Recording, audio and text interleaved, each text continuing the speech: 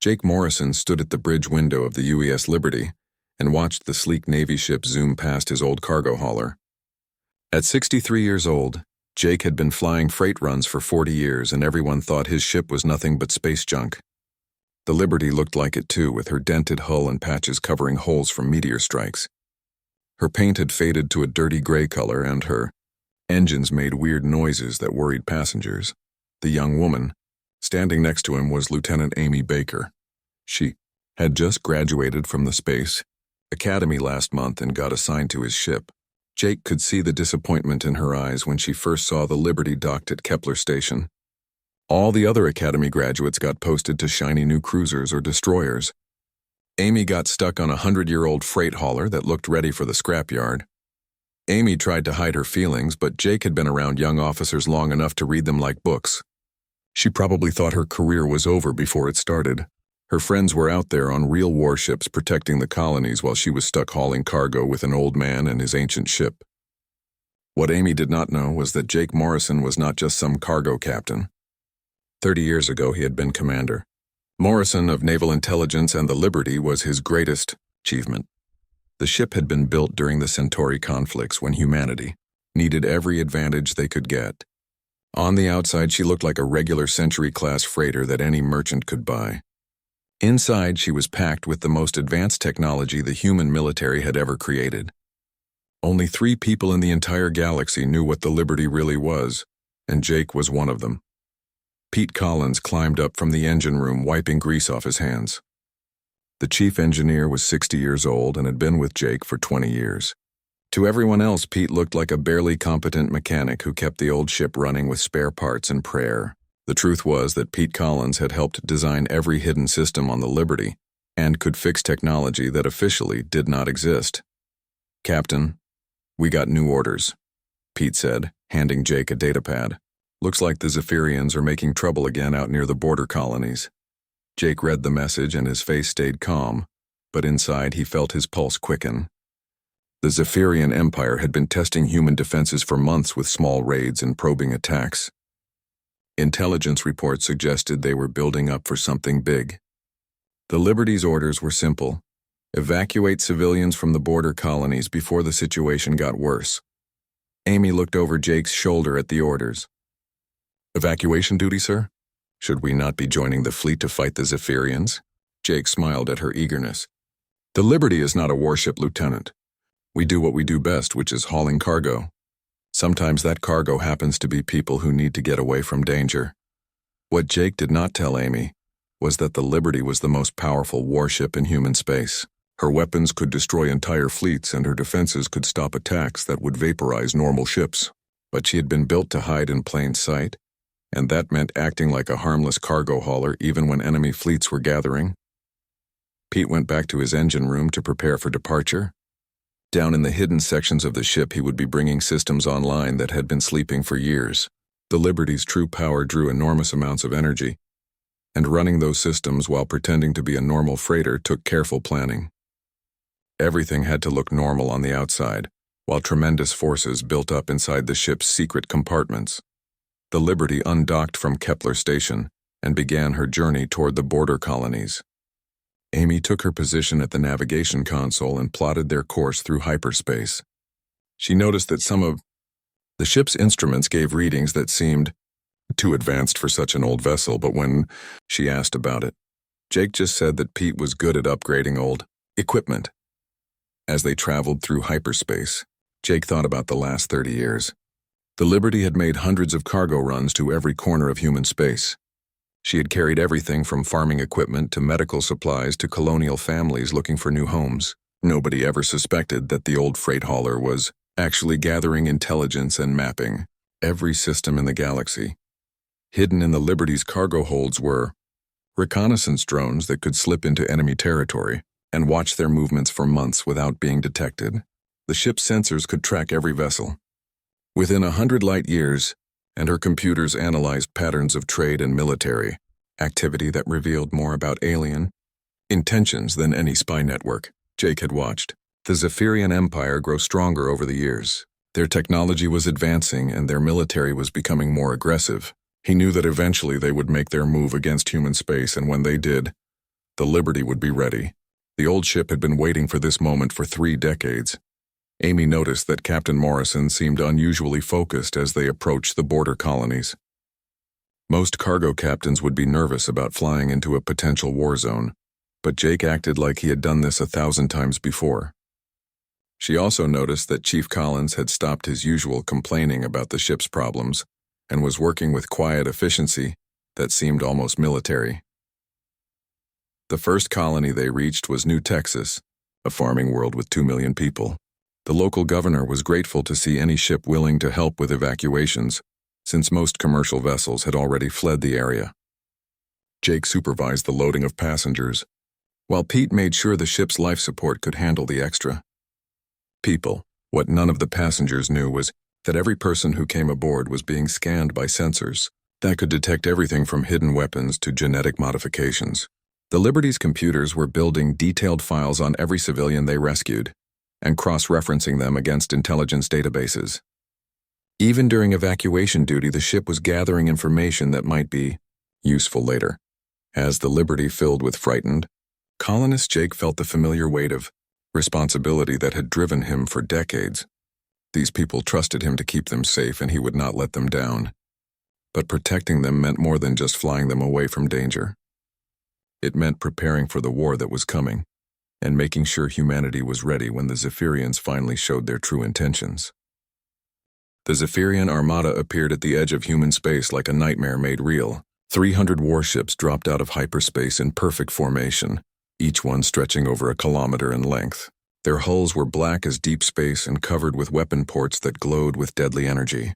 War Commander Vextar stood on the bridge of his flagship and smiled as he looked at the display, showing human territory spread out before him like a feast, waiting to be consumed. Jake Morrison watched the tactical reports coming in from across the border. Colony after colony was going dark as the Zephyrian fleet swept through human space. The Navy's best ships were being destroyed one by one, their final transmissions cut short by plasma storms that turned metal into vapor. Admiral Helen Cross had sent every available warship to meet the invasion, but the Zephyrians had superior numbers and technology that human forces could not match. Amy Baker stood at her station reading the latest casualty reports with growing horror. The USS Defender had lasted only 3 minutes against a Zephyrian battle group. The carrier Yorktown had managed to launch her fighters before being destroyed, but the small ships had no chance against enemy shields. Entire squadrons were vanishing from the tactical display as fast as the computers could update. "Captain, should we not be heading away from the fighting?" Amy asked as she noticed their course was taking them deeper into the war zone. "The evacuation protocols say we should move civilians to the core worlds where they will be safe." Jake continued studying the star charts on his private display. "The colonists on New Dallas and Haven Colony need help too, Lieutenant. We are not abandoning people just because the route is dangerous." What Amy did not know was that Jake was not really interested in the safest route. He was positioning the Liberty exactly where she needed to be when the time came to act. Every course change brought them closer to the main Zephyrian fleet, and gave the ship's hidden sensors better data on enemy positions and capabilities. Pete Collins was down in the engine room bringing decades-old systems online while maintaining the pretense that they were just another struggling cargo hauler. The Zephyrians had been planning this invasion for years, and their intelligence was remarkably good. They knew the location of every human military base and the capabilities of every ship class in the Navy. What they did not know about were ships like the Liberty that had been designed to hide their true nature. War Commander Vextar was confident that human resistance would collapse within days once their main fleet was destroyed. On the bridge of his flagship, Vextar reviewed the battle reports with satisfaction. His forces had destroyed over 50 human warships with minimal losses. The primitive humans were brave, but their technology was decades behind Zephyrian standards. Their plasma weapons barely scratched his ship's shields, and their missiles were too slow to hit anything that mattered. This would be easier than he had expected. The Liberty continued her evacuation runs while staying just ahead of the advancing enemy forces. Jake seemed to have an uncanny ability to predict where the Zephyrians would strike next, and position his ship to rescue civilians before the attacks came. Amy began to notice that their old freight hauler was performing maneuvers that should have been impossible for such an ancient vessel, but when she mentioned it, Jake just credited good maintenance and experienced flying. During a supply stop at Haven Colony, Amy overheard a conversation between Captain Morrison and Chief Collins that made her wonder about her crewmates. They were discussing sensor readings and tactical positions using terminology that sounded more military than civilian. When Pete mentioned something about stealth packages and reconnaissance drones, Jake quickly changed the subject, but Amy filed the information away in her memory. The truth was that the Liberty had been watching the Zephyrian buildup for months through a network of spy drones that looked like ordinary space debris. The ship's computers had analyzed enemy communications and movement patterns to create detailed predictions of their invasion strategy. Jake knew exactly where every Zephyrian ship would be and when they would arrive because the Liberty had been tracking them since they left their home systems. Pete Collins worked 18-hour shifts in the hidden sections of the ship preparing systems that had not been used in combat for 30 years. The Liberty's true weapons required exotic materials and energy sources that took time to charge properly. Every component had to be tested and calibrated because there would be no second chances when the shooting started. The old engineer took pride in his work, knowing that human survival might depend on how well his systems performed. Amy noticed that Captain Morrison was receiving encrypted messages that did not go through normal Navy channels. The communications came in on frequencies that were supposed to be reserved for deep space research, but the content was clearly military intelligence. She began to suspect that Jake Morrison was more than just a cargo captain, but she could not figure out what his real role might be. The evacuation runs brought the Liberty into contact with refugees who told horrifying stories about Zephyrian tactics. The alien invaders were not just conquering human colonies, they were systematically destroying anything that might be useful to human resistance efforts. Factories, spaceports, communication arrays, and even schools were being targeted for destruction. This was not just an invasion, it was an attempt to cripple human civilization permanently. Jake listened to these reports with growing anger, but his face remained calm. He had spent decades preparing for this moment, and now it was finally here. The Zephyrians thought they understood human capabilities, but they were about to learn that humanity's greatest weapon was the ability to hide its true strength until the perfect moment to strike. The Liberty was moving into position for that moment, and when it came, the galaxy would see what humans could really do when their survival was threatened. War Commander Vextar was so confident in his victory that he decided to personally lead the final assault on the core worlds. His flagship and 12 heavy cruisers would spearhead the attack, while the rest of his fleet secured the conquered territory. The human navy was scattered and broken, their colonies were burning, and their government was preparing to surrender. Nothing could stop the Zephyrian Empire from claiming its rightful place as the dominant power in this sector of the galaxy. The trap closed around the Liberty near the mining colony of New Dallas. War Commander Vextar had been hunting the persistent human cargo ship for 3 days, growing more annoyed each time it slipped away from his patrols.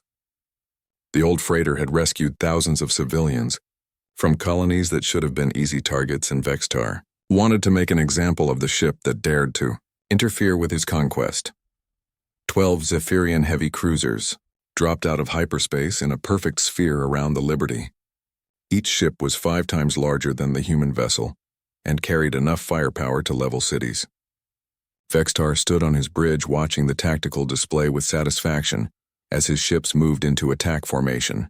The stubborn cargo hauler had nowhere to run, and no hope of fighting ships designed for war. Amy Baker felt her heart sink as the enemy vessels appeared on their sensors. The Liberty was completely surrounded and outgunned by odds that made resistance impossible. She looked at Captain Morrison expecting to see fear or resignation, but instead found him studying the tactical display with calm interest.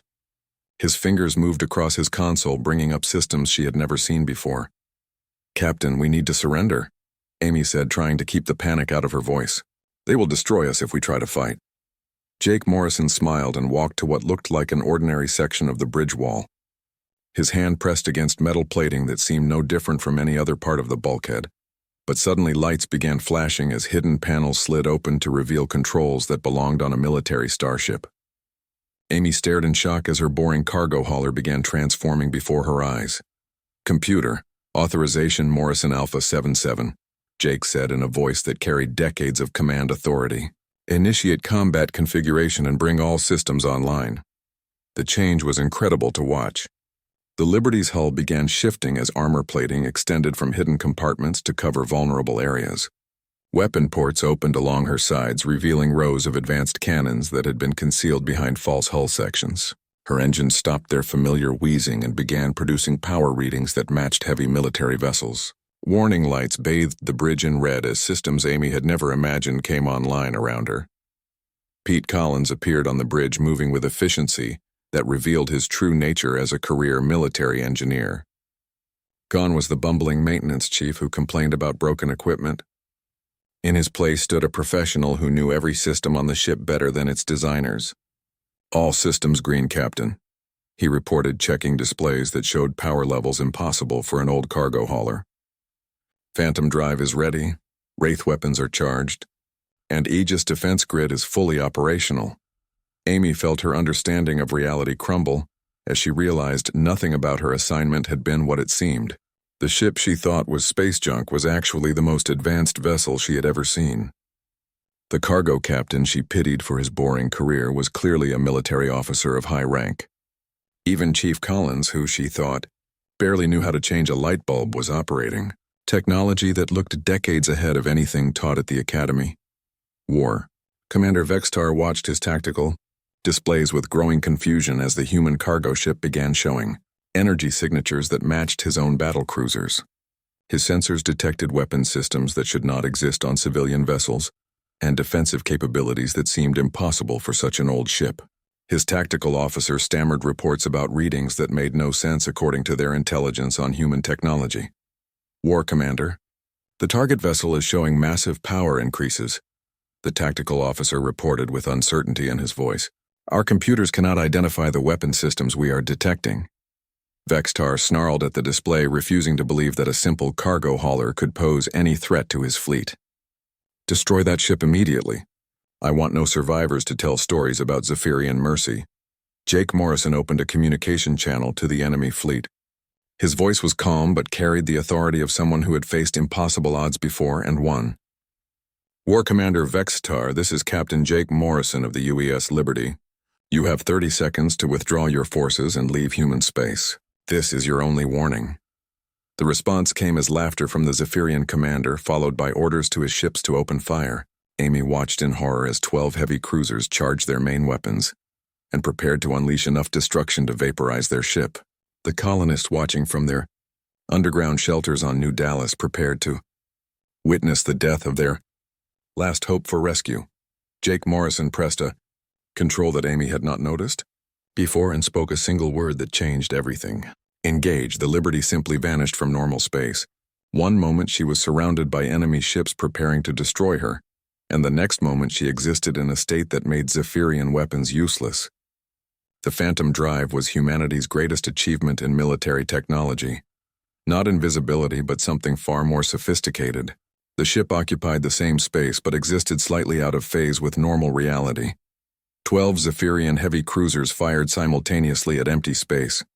Their combined plasma barrage could have destroyed a small moon, but instead passed harmlessly through the area where the Liberty had been. Vextar screamed orders at his tactical officer, demanding explanations for readings that made no sense. Their target had not moved to another location. It had simply stopped existing in a way their instruments could detect. Amy Baker watched displays that showed the Zephyrian fleet clearly, while they fired blindly at nothing. The Liberty moved through enemy formations like a ghost, her position known only to her own crew, while 12 massive warships spun in confusion, trying to find their vanished prey. Jake Morrison studied the tactical situation with the patience of a predator, choosing the perfect moment to strike. "Now you see what we really are," Jake said quietly as his fingers moved across controls that operated weapons beyond anything Amy had imagined. The Liberty has been waiting 30 years for this moment. War Commander Vextar's response was exactly what Jake Morrison had expected. The Zephyrian commander laughed at the humans' warning and ordered his ships to open fire immediately. 12 heavy cruisers unleashed their full power in a coordinated barrage that would have turned a small planet into molten rock. The colonists hiding in underground shelters on New Dallas closed their eyes and waited for the flash that would mark the end of their rescue ship. The flash never came. Instead of the Liberty exploding into fragments, The Zephyrian weapons struck empty space where the ship had been moments before. Plasma beams that could melt through battleship armor passed harmlessly through nothing, while the old cargo hauler had simply ceased to exist in any way their sensors could detect.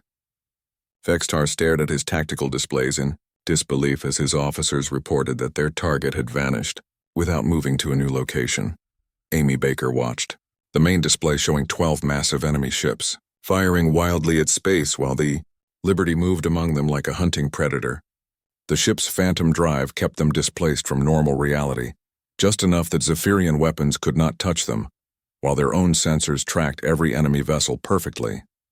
Jake Morrison and Pete Collins worked together with practiced efficiency that revealed decades of partnership in preparing for this exact moment. Wraith weapons online and ready, Captain, Pete reported from his engineering station. All targeting systems are locked, and we have clear shots on 8 of their ships. Jake studied the tactical display showing the positions of enemy vessels that had no idea where their target was located. The Zephyrian ships were bunched together in formation that made them easy targets for weapons they did not know existed. Begin firing sequence on my mark, Chief. Let us show them what happens when they threaten innocent people. The Liberty's true weapons were unlike anything else in the galaxy. Instead of crude plasma cannons that most ships carried, the Wraith weapons fired streams of exotic matter that could phase through shields and armor before returning to normal space inside the target. The effect was surgical and devastating as sections of enemy ships simply stopped existing when the beams reached them. The first Zephyrian cruiser took a direct hit through its main reactor. The exotic matter beam passed through the ship's shields without any resistance and carved a perfect hole through the hull before detonating the power core from the inside. The massive warship broke apart in a chain of explosions that lit up the space around New Dallas like a deadly firework. Display, Vextar watched in horror, as 3 more of his ships suffered the same fate within minutes. His tactical officer was shouting reports about impossible weapon signatures and energy readings that made no sense according to everything they knew about human technology. The weapons destroying his fleet seemed to come from nowhere and strike with precision that suggested targeting systems far beyond anything humans were supposed to possess. All ships spread out and begin random evasive maneuvers. Vextar ordered, trying to break up the formation that was making his fleet easy targets. Launch all fighters and scan for any energy signatures that might reveal their position. The Zephyrian fighters swarmed out of their carriers like angry insects but found nothing to attack. The Liberty remained invisible to their sensors, while her weapons continued picking apart the heavy cruisers one by one. Amy watched the displays showing enemy pilots flying search patterns through empty space while death struck their mother ships from directions they could not detect. Jake Morrison opened a communication channel to the Zephyrian fleet. War Commander Vextar, you are watching the destruction of your invasion force by a single human ship. This is what we build when we are serious about protecting our colonies. Withdraw now, or face complete annihilation. The reply came as a stream of curses in the Zephyrian language followed by orders for the remaining ships to retreat to minimum safe distance. Vextar had lost half his attack force to an enemy he could not see or understand. His invasion of human space was turning into a disaster that would haunt his career for whatever remained of his life. But Jake Morrison was not finished demonstrating human capabilities. Pete Collins activated the Aegis defense grid, which created a gravitational barrier around the entire engagement zone. The surviving Zephyrian ships found themselves trapped in a bubble of distorted space-time that made escape impossible. Their engines strained against forces that held them in place like insects caught in a web. Now you see the difference between conquest and protection, Jake said over the open channel. You came here to destroy innocent people and take what was not yours. We built ships like the Liberty to make sure that never happens. The final surprise emerged from the Liberty's cargo bays in the form of hunter-killer drones that had been hidden there for 30 years. Each drone was equipped with the same quantum displacement technology that made the mothership untouchable. They swarmed through the trapped Zephyrian fleet like mechanical sharks, their weapons designed specifically to disable enemy ships without destroying them completely. Amy Baker watched the systematic destruction of an invasion force that had seemed unstoppable just hours before. The drones worked with mechanical precision, cutting through shields and armor to disable weapons and engines while leaving life support systems intact. The Zephyrian crews would survive, but their ships would never threaten human space again. War Commander Vextar found himself aboard a crippled flagship surrounded by the wreckage of his once mighty fleet. The human cargo ship that had seemed like easy prey had revealed itself as the most advanced warship he had ever encountered. His invasion of human territory was over before it had really begun, and the failure would mark the end of his military career. "This is impossible," Vextar whispered to his tactical officer as they watched the last of their functional ships being systematically disabled.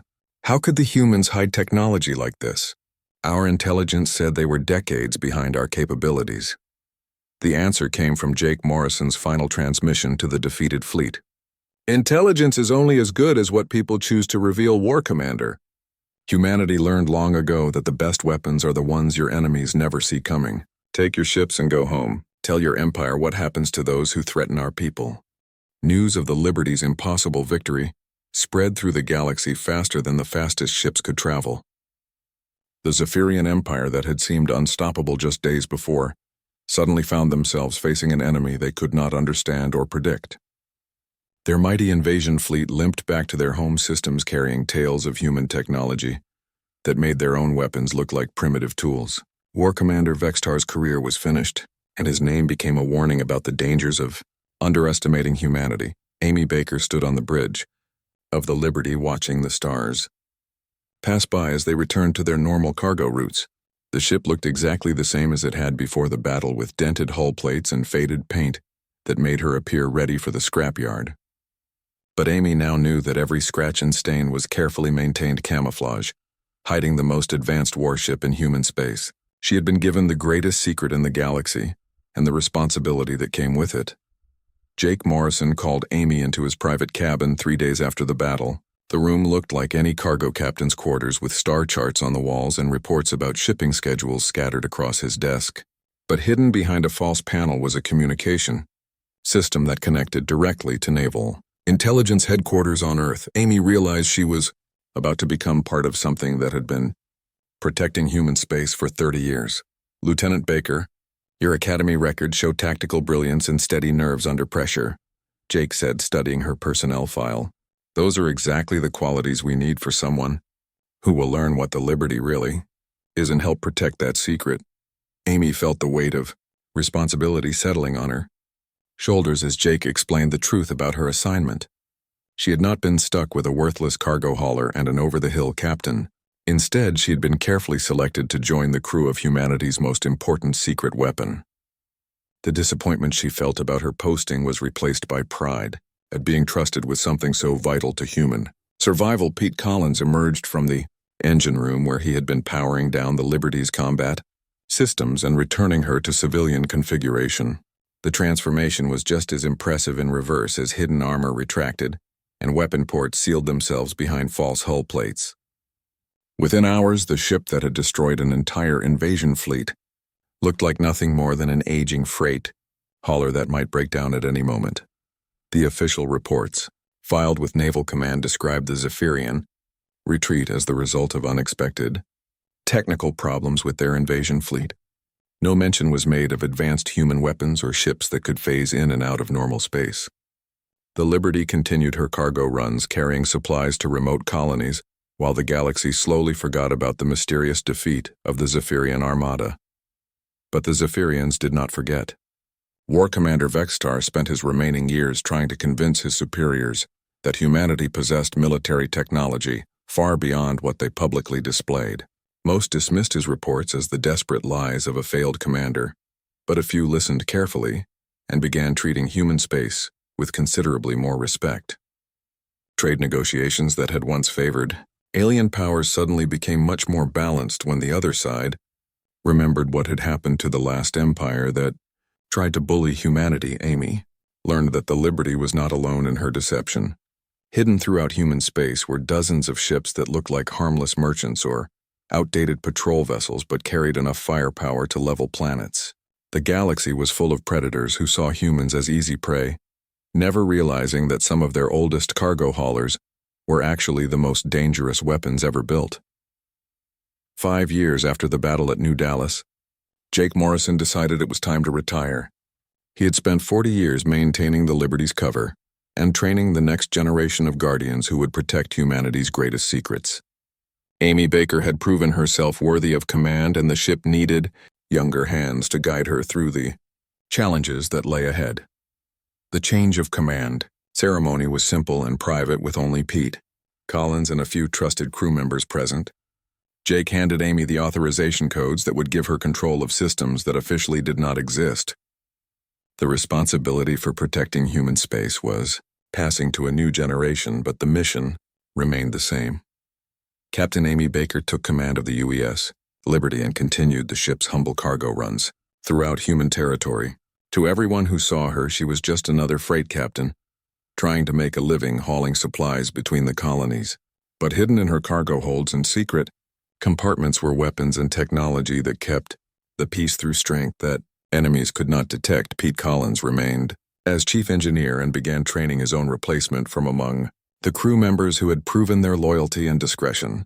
The Liberty systems required constant maintenance and upgrades to stay ahead of advancing alien technology. Every improvement had to be hidden behind the facade of an aging ship that looked ready to fall apart at any moment. War Commander Vextar died in exile on a remote Zephyrian colony, still trying to warn anyone who would listen about the hidden dangers of human space. His final message to the Empire was simple: never judge a human ship by its appearance, because the most dangerous predator is often the one that looks like harmless prey. The galaxy had learned an important lesson about humanity, but most chose to forget it rather than face the uncomfortable truth. Humans were far more dangerous than they appeared, and their greatest strength was the ability to hide that danger until the moment they needed to use it. The Liberty and her sister ships remained humanity's ace in the hole, waiting patiently for the next threat that would require them to reveal what humans could really do when their survival was at stake. Years passed, and new threats emerged from the dark spaces between stars. Pirates, slavers, and would-be conquerors all tested human defenses, looking for signs of weakness. What they found instead were cargo ships that seemed too slow to escape and too old to fight back. By the time they realized their mistake, it was always too late to retreat. The ship no one feared had become a legend whispered in the dark corners of alien spaceports. Smart pirates avoided anything that looked like a human freight hauler, and wise empires remembered what had happened to the Zephyrians when they thought humanity was weak. The Liberty continued her endless voyages, carrying cargo and keeping secrets, waiting for her next chance to remind the galaxy that humans were far more dangerous than anyone wanted to believe.